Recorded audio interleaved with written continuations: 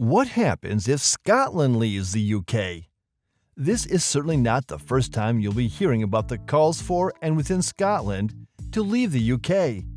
But many people within the UK, even in Scotland, still adore the Union Jack, the United Kingdom's flag, one of the national flags that is most instantly recognizable. This could be due to the fact that the flag is a combination of the flags of countries uniting together in the kingdom, according to the royal family. That may be one of the reasons the September 18, 2014 referendum on Scottish independence failed to sail through. But the call hasn't died down. What happens if Scotland leaves the UK eventually? This video presents an insightful analysis of the question. The previous independence referendum. Before we begin analyzing what could really happen after the fragmentation of the UK, let's analyze the result of the last Scottish independence referendum provided for by the Scottish Independence Referendum Act 2013. The act was passed into law by the Scottish Parliament in November 2013. Before that, an agreement has been reached between the devolved Scottish Government and the UK central government, and it required just a simple majority to make it forceful. According to the provisions, all citizens of the EU or Commonwealth aged 16 and above could vote, and the eligible voter must be residing in Scotland.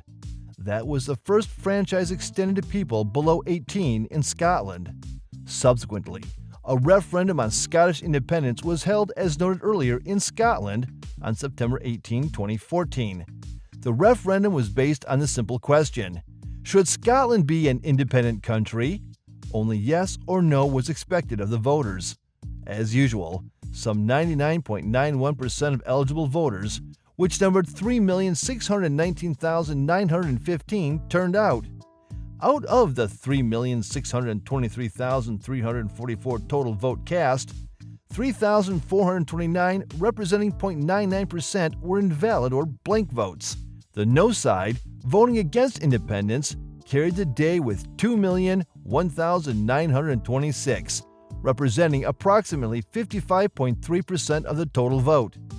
A total of 1,617,989, representing 44.7%, voted yes.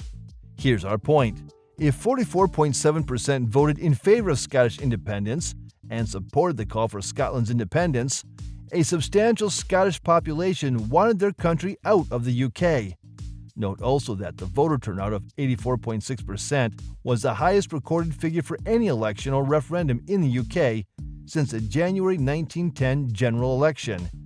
A lot of issues that we'll address in this video, including currency, EU membership, and public expenditure, among others, were discussed before the referendum. And many pressure groups, businesses, political parties, newspapers, and other stakeholders raised their voices for and against the move. So it was a decision based on robust debates. Will another referendum hold? It's not impossible.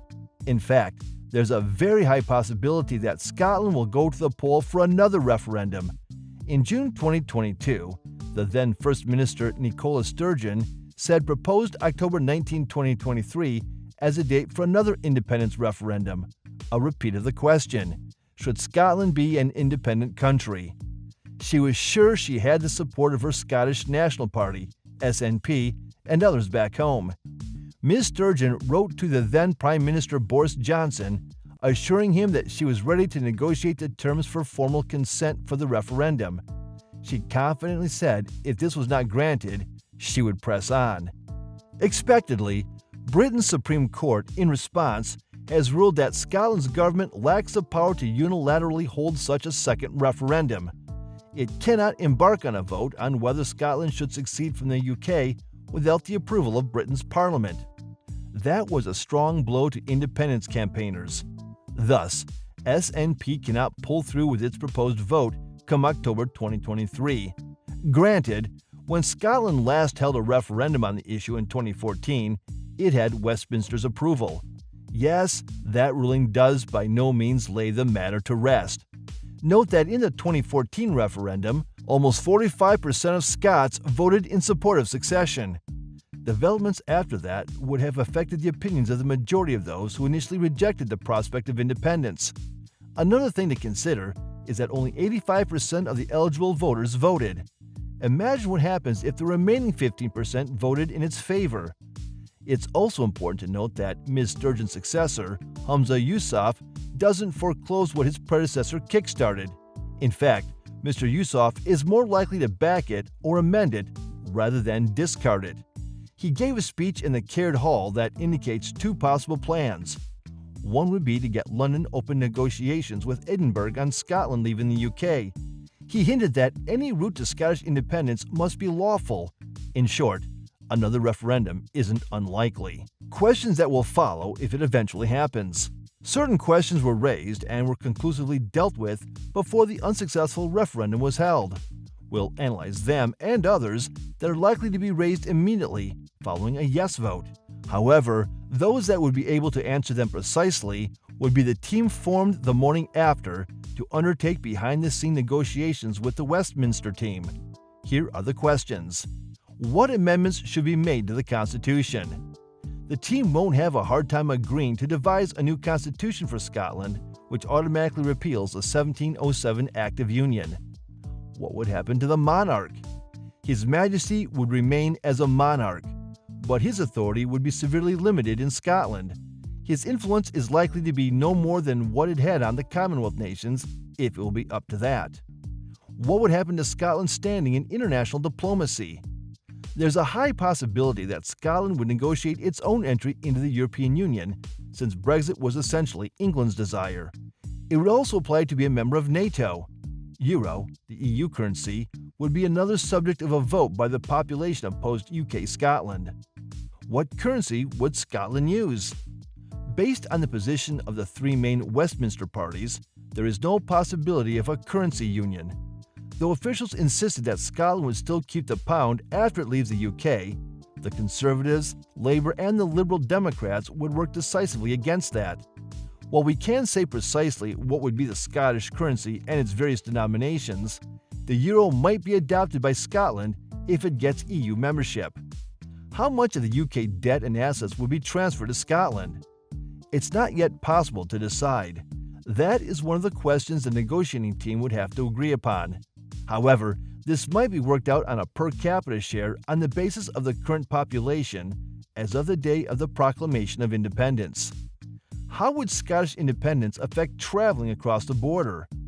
An independent Scotland would certainly control its border to maintain its territorial integrity. While the SNP would love to see an open Scotland-England border, it might not go down well if Scotland adopts a loose immigration policy that would make it a backdoor for immigrants' entry into England. We could expect passport controls on the Scottish-English border. Would Scots need a new passport? Well, that depends on whether or not Scotland joins the EU. Meanwhile, any UK citizen residing in Scotland would automatically become a Scottish citizen unless such citizenship is renounced. Effect on the UK's credibility and defense. The rump that would follow Scotland's exit from the UK would become a global laughingstock. It would, as a matter of fact, affect the UK Prime Minister's freedom of speech in the international arena. The response would be like, "You couldn't even keep your own country together. How can you teach us how to run our countries?" The impression would raise another question. If even the British can no longer trust the British way of doing things, why would anybody else? It would be particularly acute for the Prime Minister under whose watch a substantial part of the UK is lost.